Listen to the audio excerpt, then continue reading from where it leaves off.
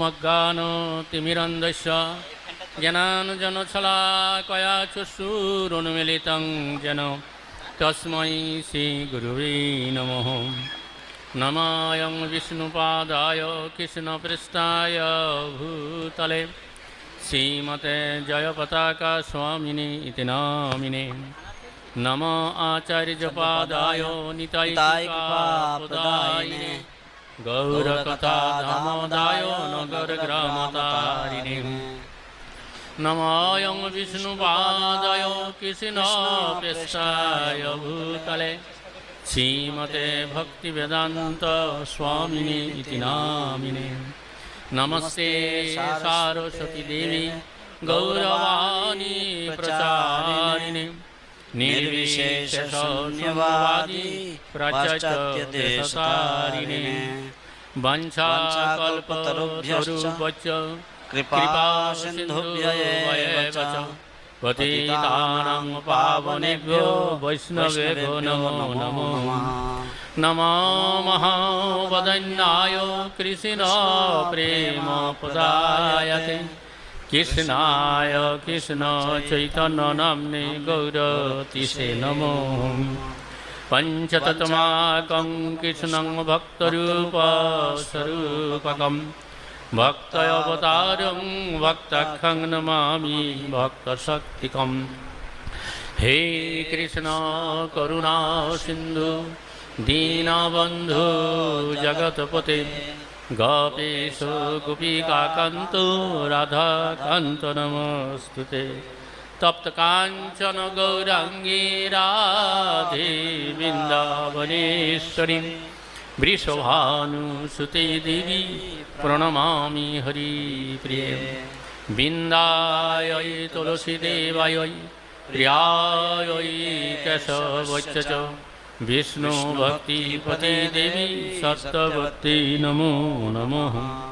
जय श्री कृष्ण चैतन्य प्रभु नित्यानंद श्री अद्वैत गदाधर श्रीवासदि गौरभक्तवृंद। हरे कृष्ण कृष्ण कृष्ण हरे हरे हरे राम राम राम हरे हरे।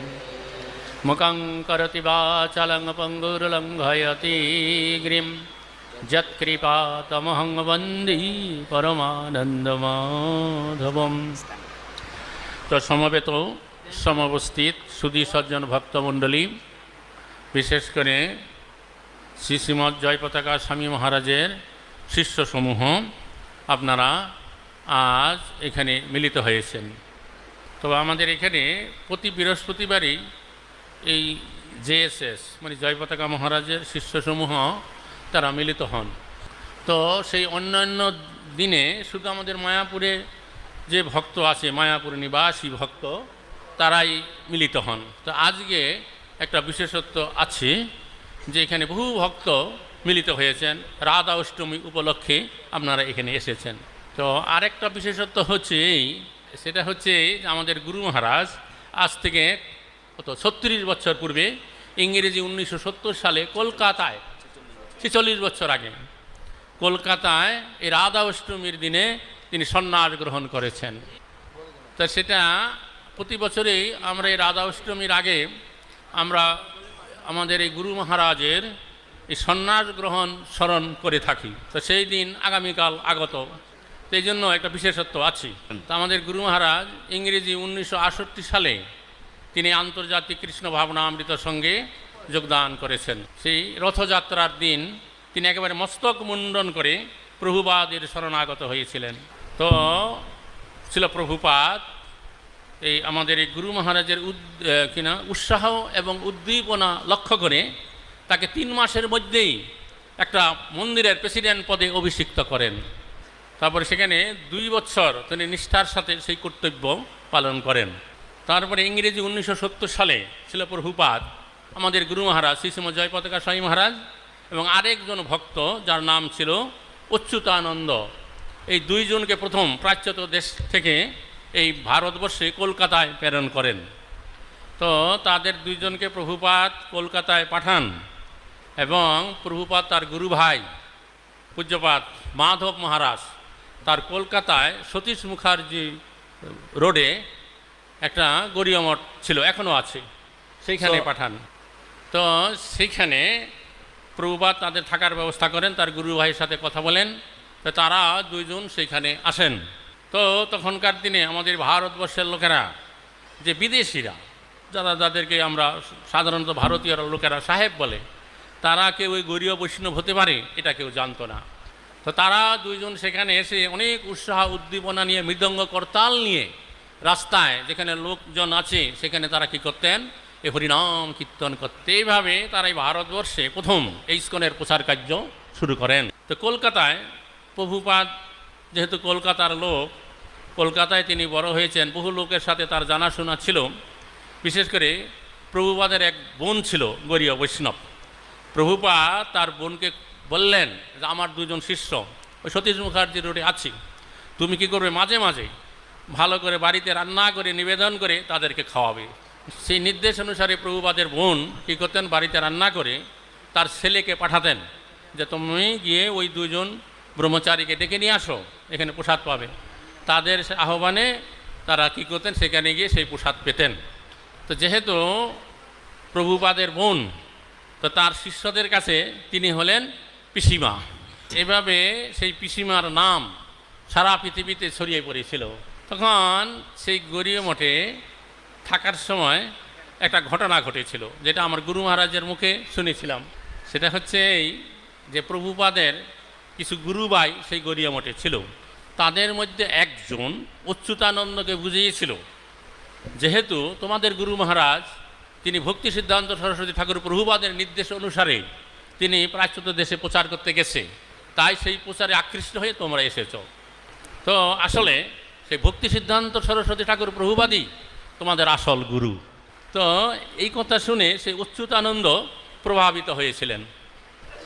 তখন এই অচ্যুতানন্দের আরেকজন ভাই ছিল, সেও ভক্ত হয়েছিল, তার নাম হচ্ছে ব্রহ্মানন্দ। তো ব্রহ্মানন্দ আমেরিকায় ছিলেন প্রভুপাদের কাছে। তো তিনি তার ভাইয়ের কাছ থেকে, তখন অচ্যুতানন্দ তার ভাইকে পত্র লিখল যে দেখো, এই আমি এখন এখানে বুঝতে পেরেছি যে আমাদের প্রভুপাদ আসলে আমাদের গুরু নয়, আমাদের আসল গুরু হচ্ছে তার যে গুরুদেব ভক্তি সিদ্ধান্ত সরস্বতী ঠাকুর প্রভুপাদ। তো এই চিঠি ব্রহ্মানন্দ পেয়ে তিনি যখন চিঠি পড়লেন, তখন তিনি মনে মনে চিন্তা করতে লাগলেন কে আমাদের আসল গুরু।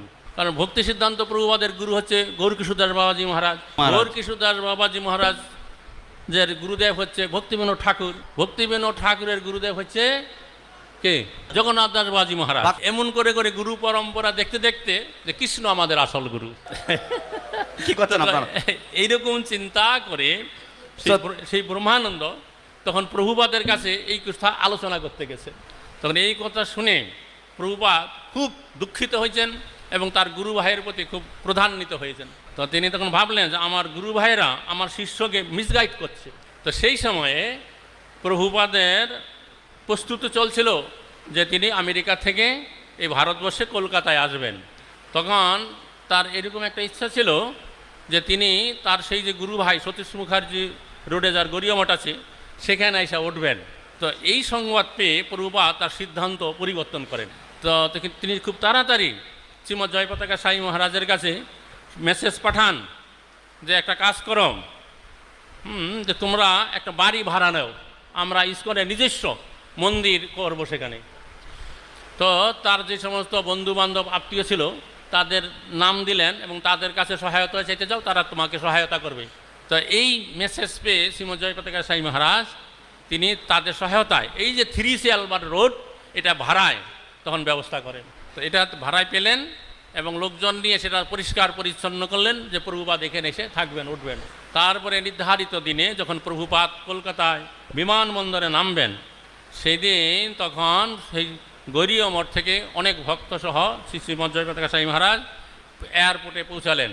তার ভিতরে এই যে গোপীনাথ গরীয় মঠের যিনি আচার্য পুরী মহারাজ, ভক্তিপ্রমোদ পুরী মহারাজ, উনি যেতে চেয়েছিলেন এয়ারপোর্টে যে স্বামী মহারাজকে অভ্যর্থনা করব।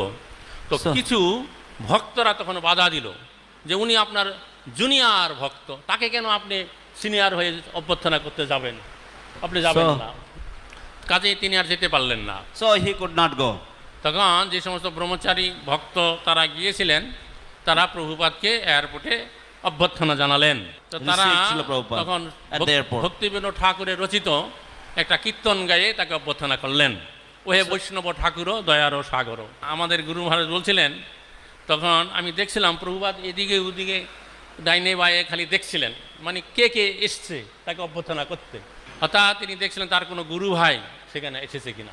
তখন গৌরীয় মঠের ভক্তরা বললেন যে আপনি সতীশ মুখার্জি রোডে গৌরীয় মঠে চলুন, সেখানে ভক্তি প্রমোদ পুরী মহারাজ অপেক্ষা করছেন, আপনার সাথে একসঙ্গে বসে উনি প্রসাদ পাবেন।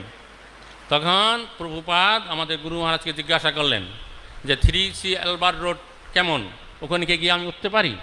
তখন আমাদের গুরু মহারাজ বলছেন কোনো অসুবিধা নাই, আপনি ওখানে গিয়ে নিশ্চিন্তে থাকতে পারেন। তখন প্রভুপাদ সিদ্ধান্ত করলেন তিনি 3C অ্যালবার্ট রোডে যাবেন। তখন তিনি কিছু ভক্ত যারা আসলো তাদেরকে নিয়ে 3C অ্যালবার্ট রোডে এসে উঠলেন। তো সেখানে এসে অন্যান্য কিছু ভক্ত প্রভুপাদের আত্মীয় স্বজন তারা এসেছিলেন, ওখানে রান্নাবান্না প্রসাদ ইত্যাদি হলো।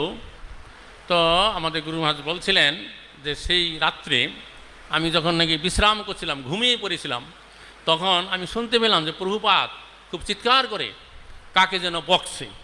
তখন আমাদের গুরু মহারাজ বলছেন আমি উঠে গেলাম যে কি হচ্ছে, কাকে এরকম বকছে। তখন দেখলাম যে অচ্যুতানন্দকে বকছে। কারণ এই যে ঘটনাটা ঘটেছে এই সম্বন্ধে আমাদের গুরু মহারাজ কিছু জানতেন না।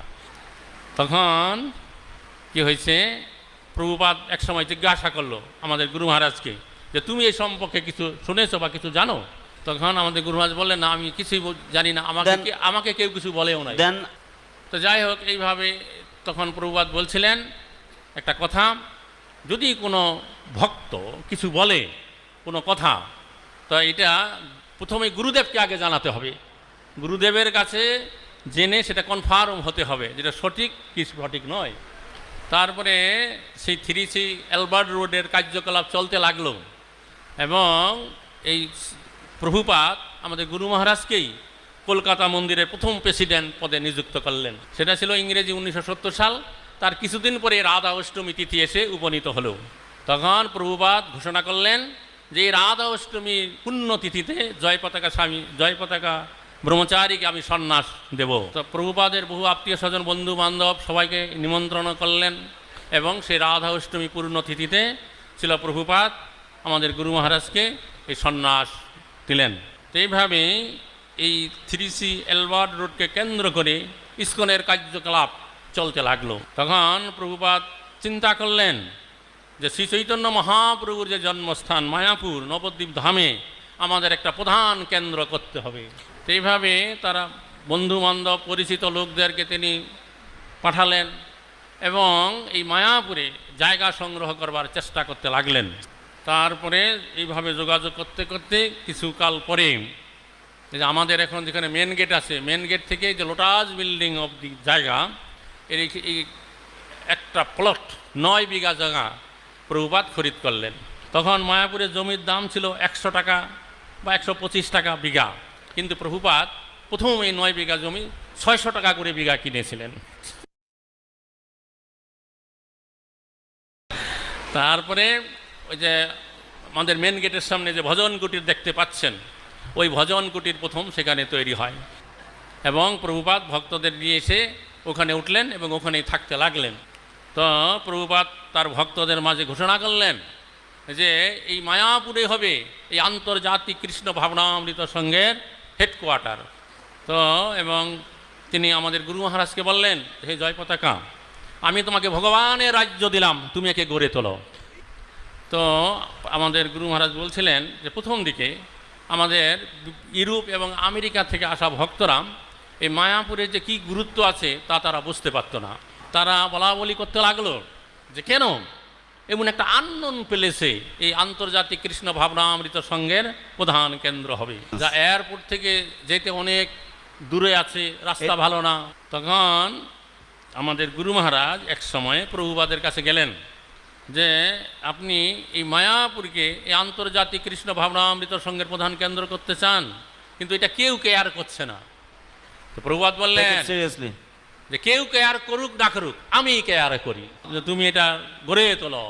তো সে প্রভুপাদের ইচ্ছা অনুসারে আমাদের গুরু মহারাজ এই মায়াপুরকে গড়ে তোলার আপ্রাণ কার্য চেষ্টা করে যেতে লাগলেন। তো এইভাবে ধীরে ধীরে মায়াপুর গড়ে উঠতে লাগলো। তো এইভাবে এই ইংরেজি 79 সালে, গত শতাব্দীর 79 সালে শ্রী শ্রী জয়পতাকা স্বামী মহারাজ তিনি ভক্তিবিনোদ ঠাকুরের রচিত নামহট্ট বিষয়ক যে গ্রন্থ আছে শ্রী শ্রী গুদ্রুম কল্পাটবী, এই গুদ্রুম কল্পাটবী তিনি প্রাপ্ত হন। তো তার পূর্বেই প্রভুপাদ তাকে বলেছিলেন যে আমি পৃথিবীর অনেক বড় বড় শহরে প্রচার করেছি, কিন্তু গ্রামে গঞ্জে প্রচার করবার আমি তেমন কোনো সুযোগ পাই নাই। কী করে গ্রামে গঞ্জে শ্রীমন মহাপ্রভুর বাণী প্রচার করা যায়, তদ উপায় উদ্ভাবন করে তুমি এই প্রচার কার্য পরিচালনা করবে। তো এই গুদ্রুম কল্পাটবী গ্রন্থ প্রাপ্ত হওয়ার পরে শ্রী শ্রী জয়পতাকা স্বামী মহারাজের ধারণা এলো যে এই ভক্তিবিনোদ ঠাকুর ভাষায় যেইভাবে গ্রামে গ্রামে নামহট্টের মাধ্যমে প্রচার করেছেন, তা আমরাও ইস্কন থেকে কী করবো, এই নামহট্টের মাধ্যমে প্রচার কার্য শুরু করব।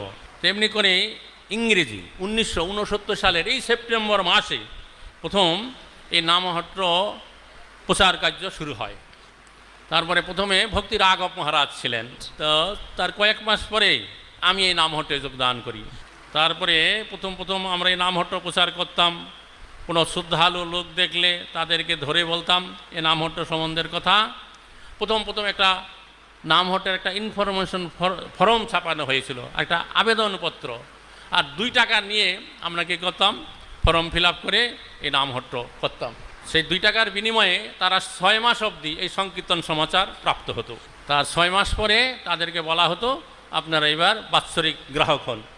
তো এইভাবে আমরা কী করতাম, ঘুরে ঘুরে সেই সমস্ত নামহট্ট ভিজিট করতাম, তাদেরকে এরকম সপ্তাহে অন্তত একদিন বসে হরিনাম কীর্তন করতে বলতাম। তো প্রথম দিকে আমাদের মন্দিরের অনেক ভক্তরাই তার নামহট্ট প্রচারে যে কী গুরুত্ব আছে তা তারা বুঝতে পারত না। তারা অনেক সময় আমাদেরকে হাস্য পরিহাস করত। তখন এক সময় আমি একটু দুঃখিত হয়ে গুরু মহারাজের কাছে বলছিলাম যে গুরু মহারাজ, আপনি নামহট্ট প্রচার কার্য শুরু করতে চাইছেন, কিন্তু আমাদের ভক্তরা কেউ এইটা নামহট্ট প্রচারটাকে কেয়ার করে না। তখন গুরু মহারাজ বললেন যে কেউ কেয়ার করুক না করুক, আমি কেয়ার করি। তখন আমাদের গুরু মহারাজ আমাকে এই মায়াপুর সম্বন্ধে যেই ধারণা ভক্তরা দিছিল, যেটা আননোন প্লেস, তারপর প্রভুপাদের কাছে গেছিলেন, প্রভুপাদ বলছিলেন কেউ কেয়ার করুক না করুক, আমি কেয়ার করি, তুমি কোচ করে যাও। সেই কথা, সেই দৃষ্টান্ত গুরু মহারাজ আমাকে সেই ঘটনার কথা বললেন। সেই দৃষ্টান্ত দিয়ে গুরু মহারাজ আমাকে বললেন যে কেউ কেয়ার করুক না করুক, আমি কেয়ার করি, তোমরা নামহট্ট প্রচার করে যাও। তখন তিনি বললেন যে নামহট্ট নিয়ে আমার বিরাট পরিকল্পনা আছে, কিন্তু আমি দেখতে পাই না কেউ এই নামহট্ট সম্বন্ধে কিছু বুঝতে পারে না। অনলি রাঘব পণ্ডিত উনি বলছিলেন he can understand little bit, বুঝলেন, আর কেউ বুঝতে পারে না, তোমরা প্রচার করে যাও। তো এইভাবে নামহট্ট প্রচার চলছে। আজ নামহট্ট প্রচার বিশাল আকার ধারণ করেছে। তো প্রথম দিকে হরি বল, নামহট্ট কি জয় পতাকা স্বামী গুরু মহারাজ কি।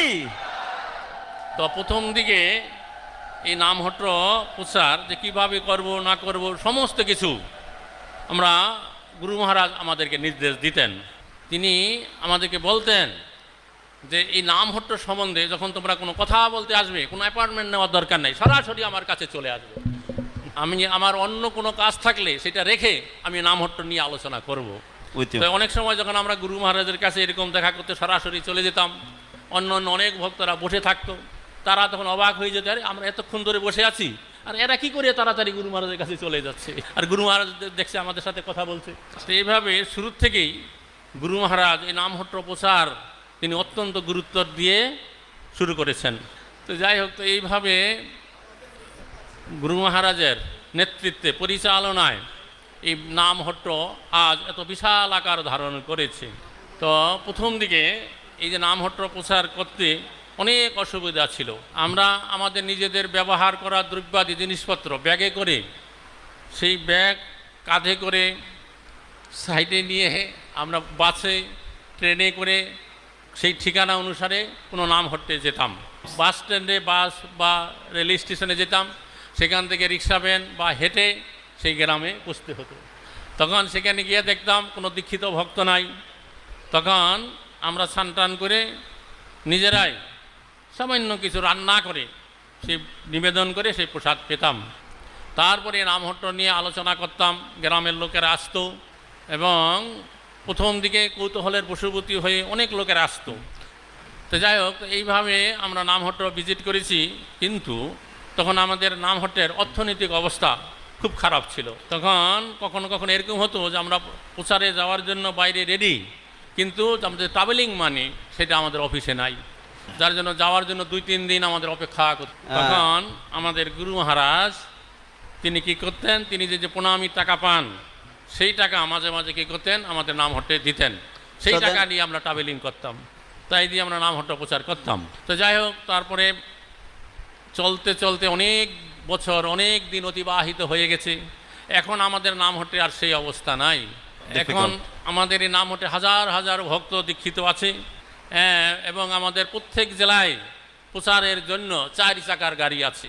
এবং আমাদের এইখানে ভক্তরা আসলে যে কোনো উৎসবে তারা যাতে করে যোগদান করতে পারে, থাকতে পারে, তার জন্য 2টা বৃহৎ আয়তন বাড়ি নির্মাণ হয়ে গেছে। এবং আগে আমরা বৎসরে 3 দিন সমস্ত নামহট্টর ভক্তদেরকে ডাকতাম, আমাদের এই যে যত গেস্ট হাউস আছে তা আমরা নিতাম এবং সেখানে তাদেরকে রেখে নামহট্ট মেলা করতাম। এখন আমাদের সারা বৎসর ব্যাপী এই নামহট্ট মেলা বা নামহট্ট সম্মেলন হয়ে থাকে।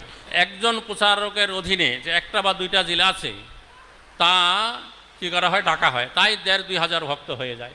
এইভাবে যে সেপ্টেম্বর মাস, গত জুলাই মাস, আগস্ট মাস ধরে এই নামহট্ট মেলা চলছে। আর অর্থনৈতিক অবস্থার কি বলবো, তার আর কোনো চিন্তা নাই।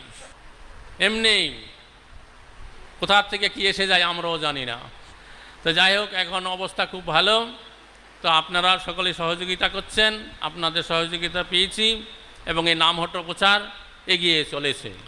তো এই যে এরকম ব্যাপার হবে, এটা সমস্ত কিছু পরিকল্পনার কৃতিত্বই হচ্ছে আমাদের গুরু মহারাজ। জয় ছিল জয় পতাকা গুরু মহারাজ কি জয় জয়।